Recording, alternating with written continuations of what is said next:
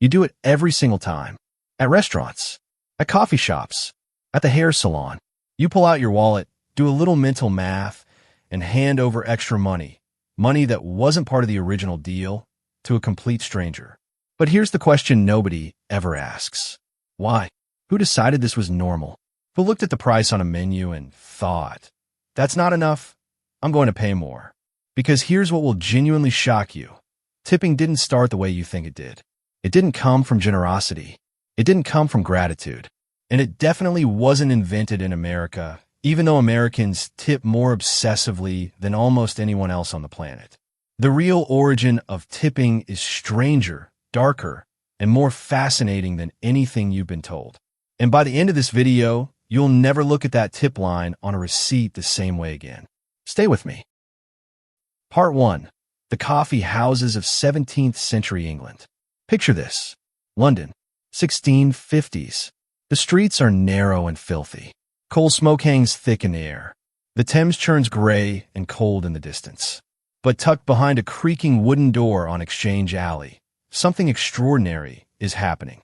A coffee house. Now, this is not your modern Starbucks. This is a wood-paneled room packed with merchants, politicians, philosophers, and writers, all crammed around rough oak tables, talking loudly over steaming tin cups. Coffee houses in 17th century England were electric places. They were called penny universities because for just 1 penny, you could sit all day, drink coffee, and absorb the conversations of some of the sharpest minds in the country. Samuel Pepys visited them. Sir Isaac Newton was a regular. These weren't just cafes. They were the original social networks. And here's where our story begins. On the tables, or nailed near the door, sat a small wooden box. And scratched into the wood were 3 letters. T.I.P.S, which stood for to ensure prompt service. The idea was brutally simple. If you wanted your coffee fast, if you wanted the server to push through the crowd and get to you first, you dropped a coin in the box up front. Before the service. As a signal. Pay first. Get served faster. This wasn't charity. This wasn't gratitude. This was a transaction. A tiny financial handshake that said, I matter, now move. Now, historians debate whether that acronym is the true origin of the word tip. Some linguists point to older Germanic or Scandinavian roots, meaning a small gift. The honest answer is the etymology is murky. But what is confirmed is that English coffee houses in the mid to late 1600s were among the earliest documented places where customers voluntarily gave servers extra money for better service. The habit was real. The box was real. And the culture it created became very, very real. Then something happened that nobody expected. The idea crossed an ocean and landed in a brand new country where it would be transformed into something completely different. Something that would spark one of the biggest social controversies of the modern era. Part 2. America hates tipping. By the mid-1800s, wealthy American travelers were visiting Europe and bringing habits back home with them. One of those habits was tipping. American elites who had dined in the grand hotels of Paris and London wanted to recreate that same feeling of sophistication back in New York and Washington. Tipping became a status symbol, a way to signal wealth. A way to say, I've been to Europe. I do things the European way. But everyday Americans, they absolutely hated it. Not mildly. We're talking organized, passionate, publicly declared hatred. In the early 1900s, a full-blown anti-tipping movement swept the United States. Newspapers ran fiery editorials. Civic organizations held rallies. And here's the most jaw-dropping part. 6 U.S. states actually passed laws making tipping illegal. Washington, Mississippi, Arkansas, Iowa, South Carolina, Tennessee, all banned tipping between 1909 and 1915. Think about that. 100 years ago, leaving a tip in those states wasn't just frowned upon. It was a crime. Critics called it the vilest of imported vices. The New York Times published pieces declaring tipping was fundamentally un-American. That created a servant class, that it was degrading to both the server and the customer. One critic, William Scott, wrote an entire book in 1916 called The Itching Palm, arguing that tipping corrupted the dignity of American workers and turned service into a form of begging. So, how did tipping go from being an illegal, despised foreign habit to the deeply embedded, socially mandatory practice that now generates over $36 billion a year in the United States alone? The answer involves slavery, the Civil War, and one of the most powerful railroad companies in American history. And nobody talks about this part. Part 3. The Pullman Company and the Darkest Chapter.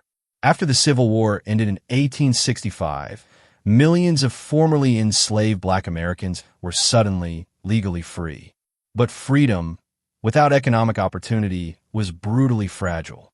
One of the largest employers of Black men in post-Civil War America was the Pullman Palace Car Company, founded by George Pullman in Chicago. His luxury sleeping cars were rolling palaces, polished mahogany walls, white linen sheets, silver service at dinner. If you could afford a Pullman car, train travel felt like a floating five-star hotel. The men who kept those cars running, who carried luggage, shined shoes, made beds, and served passengers around the clock, were called Pullman porters.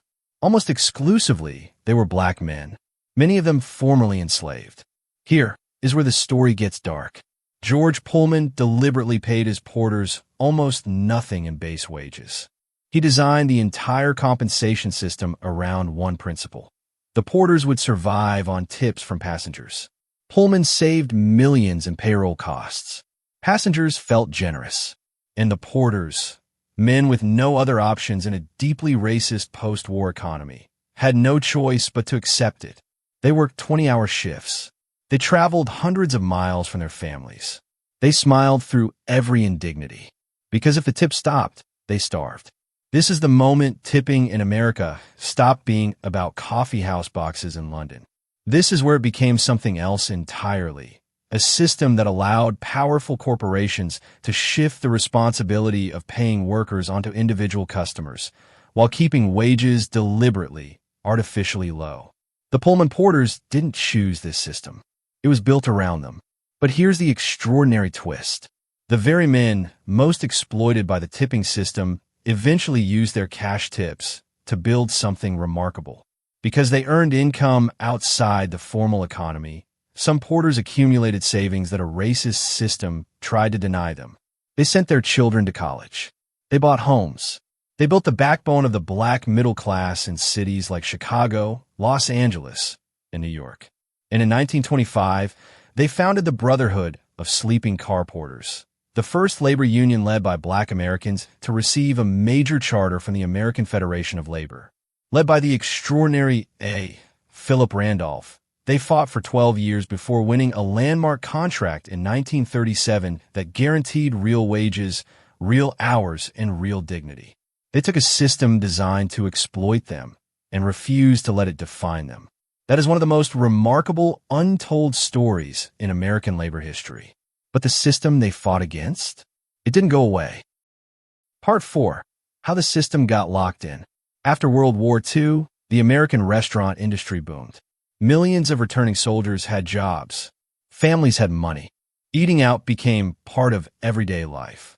Restaurant owners faced a choice: pay servers a full livable wage, or keep wages low and let tips make up the difference. The industry chose the latter. Lobbying groups fought hard against any legislation that would force restaurants to pay tipped workers the standard minimum wage. And they won. In 1966, when federal minimum wage law was officially established, tipped workers were carved out with their own separate, much lower rate. Today, the federal tipped minimum wage is $2.13 per hour, a number that hasn't changed since 1991. The assumption baked into federal law is that tips will fill the gap. And if they don't, theoretically, the employer must cover the difference. But enforcement is inconsistent, and millions of tipped workers live in financial uncertainty every single shift. Part 5. The Psychology Trap. So why do Americans keep tipping?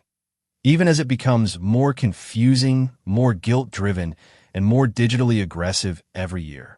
One word: guilt. Psychological research from Cornell University's Center for Hospitality Research has shown that Americans tip not primarily to reward good service, but because they fear social judgment. The fear of looking cheap. The fear of being seen as a bad person. That iPad screen turning toward you at the coffee counter, offering 18%, 20%, or 25%, isn't there by accident. It's deliberately designed to make saying no tip feel like a moral failure. Tipping, which started as a free and voluntary act in a London coffee house, has been quietly engineered into something that feels mandatory. And the pressure has exploded beyond any recognizable boundary. Tip for self-serve frozen yogurt? Sure. Tip for a bottle of water at an airport kiosk? Apparently yes. Tip for a digital download? Somehow that's a thing now. The box in the coffee house has become a screen that follows you everywhere. But something is shifting. In 2023, survey data from Bankrate revealed a growing number of Americans, particularly younger generations, are experiencing what researchers call tip fatigue. The feeling that tipping has gone too far, that the screens are too aggressive, that the expectations have become unreasonable. So, next time you're standing at that counter, iPad tilted toward you, 3 glowing tip options staring back, you'll know the whole story. None of this means the person in front of you deserves less. They absolutely don't. In most cases, that tip is the difference between paying rent and not. But knowing the history means you can ask the bigger question. Not just, how much should I tip? But, why is this my responsibility to figure out in the first place? The system was built this way on purpose. And purpose can be changed. Tipping started as a simple exchange in a smoky London room 350 years ago. It became a tool of exploitation, then a symbol of survival, then a legal framework, then a psychological trap. And now it's your turn to decide what it means. If this video changed the way you think about something you do every single day, hit that like button. Drop your thoughts in the comments. Should tipping be abolished? Should restaurants pay full wages? I genuinely want to hear from you. Subscribe if you want more videos that dig beneath the surface of things you thought you already understood. Because the most fascinating stories are always hiding in plain sight. See you in the next one.